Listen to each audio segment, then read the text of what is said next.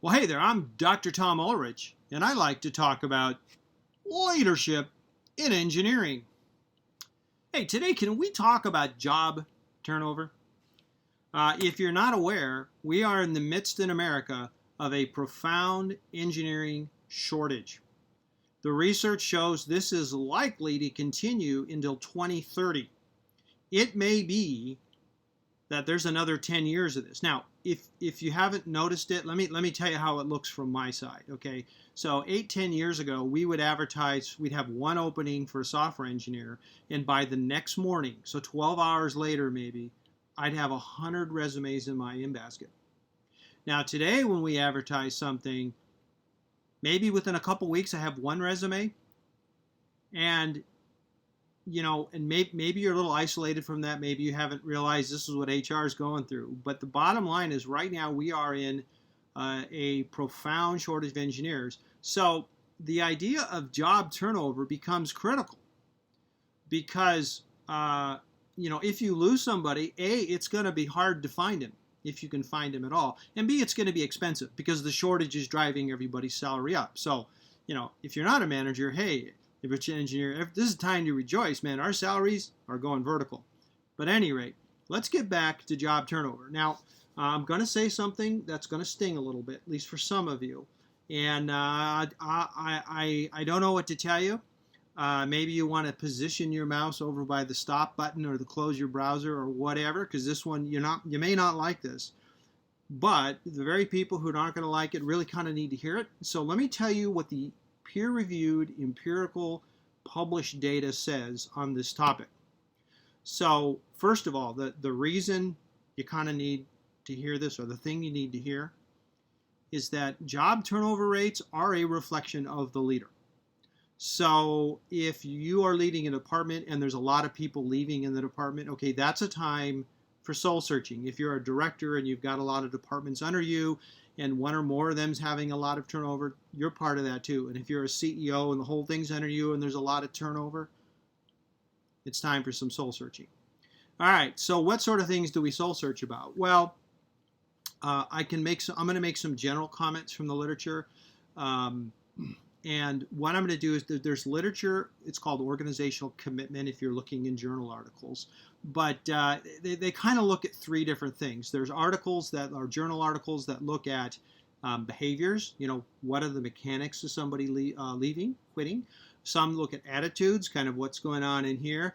And there's others that look at it, the more recent research is looking at it from the perspective of the relational bonds that are formed. Now, what I'm going to do today is I'm going to look at the behavioral research. And the reason is because it identifies step A, step B, step C. So you can sort of start to form a strategy of where do we intervene? Where can we, take some steps so that we get a handle on this thing. All right, so the research I'm going to look at is from Mobley, Horner, and Hollingsworth. It's actually 1978. It's older. It's 42 years old. But it's one of these research things that, is seminal. It was one of the first things on the topic, and it really has stood the test of time. Nobody's come along and said, that's all wrong, it's this instead. What they've done is said, okay, on top of this, let's look at attitudes, let's look at bonds. So it's pretty solid. But what you have in front of you then is the diagram these guys show. And let me sort of talk you through that. So on the left here, we have age and tenure. Then on the top, we have job satisfaction, thinking of quitting, intention to search, intention to quit or stay, and then whether or not you quit or stay. And on the bottom, we have probability of finding an acceptable alternative. So think of those boxes as factors of things that are going on that kind of lead to something else going on. All right, so as I've already established, let's start with the bottom. Probability of finding an acceptable alternative. Now, right now in this engineering shortage, that's high for everyone. Now, we have the age and tenure.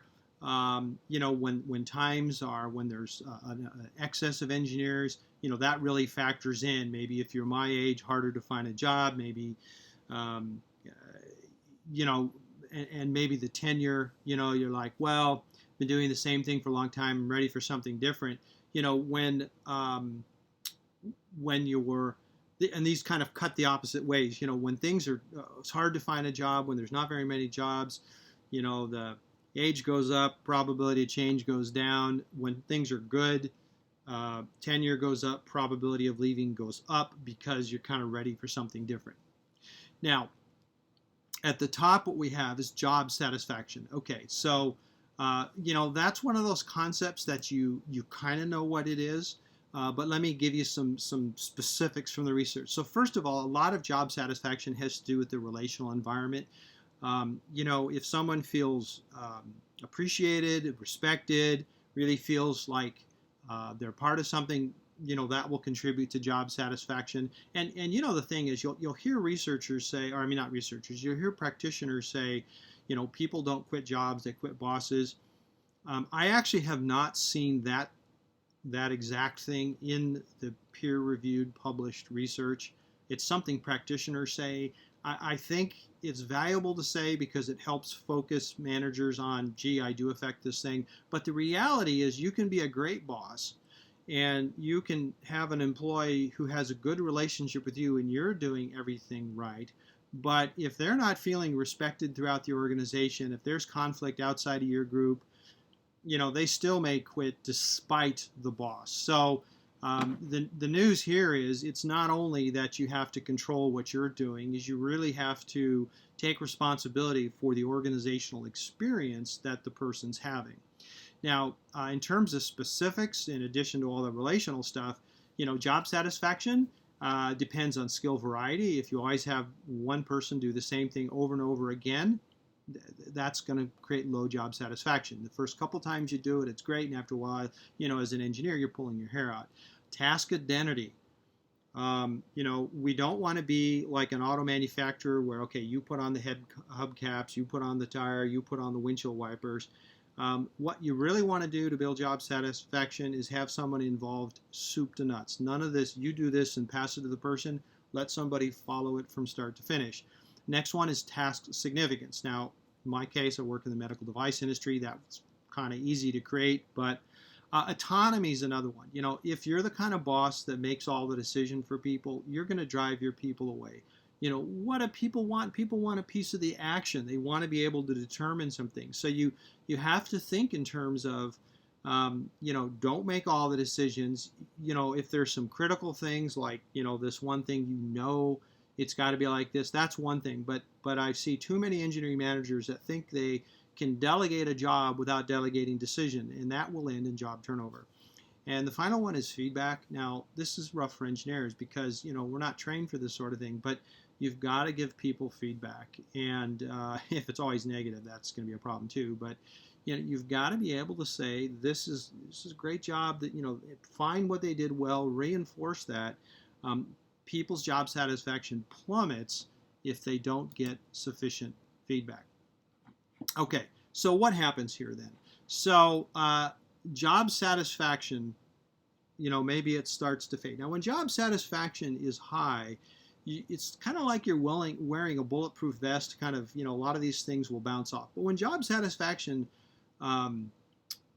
starts to drop, what happens is there's a switch that's thrown. Is maybe I should think about another job. Right then is the critical thing. If you can keep people's satisfaction high enough where they never say, maybe it's time to look for something else, you'll keep that person a long time. Now, so then they start thinking, boy, that person just so disrespects me. It's, I really feel bad. Maybe I should quit. Okay, so, that's bad. But the next decision they make, the next behaviorally identifiable thing is, what? I'm going to go on LinkedIn. I'm going to look. So now they've made this decision to search. And when it gets to this point, you've almost entirely lost control of the situation. You don't want to get it to this point. Because up to this point, it's probably one thing that made them think about quitting. Once they're searching, now it's a complicated thing. They discover they can make a lot more money. They discover they can have a shorter commute. They discover they can have a be in a better field. They discover that, see, now there's 15 different things they're thinking about. Oh, if I take this job, I'll be closer to my best friend. Once they're searching, you have pretty much lost the battle. You have very little control over it. And then finally, there is a decision, intention to quit or stay. And like I say, that one is, it's a crapshoot. Everything you've done to that point is going to play in it. So that's the big news. And when you think about employee turnover, don't think about why they quit, because that is never one reason. That's a multitude of reasons. And conveniently, if you're part of it, you can well, yeah, they didn't like working for me, but it's closer to mom, it's more money, it's a promotion. You can come up with all these reasons why you weren't the cause. But when you go back to thinking of quitting, that's where you need to focus. At any rate, hey, so that's what I've got to say right now. I'll make some other videos on other aspects of this, but the bottom line is that as a manager, as an engineering leader, job satisfaction is important, and your employee turnover is a reflection of you. At any rate, hey, thanks for listening. I'm Dr. Tom Ulrich. I'm the engineering leadership guy. Hey, if you don't mind, give me a like. If you subscribe, that's amazing. If you go to tomulrichconsulting.com, you can find more videos. And on YouTube, you can search on Dr. Tom Ulrich. That seems to work. At any rate, hey, have a nice holiday season, and we'll talk to you next time.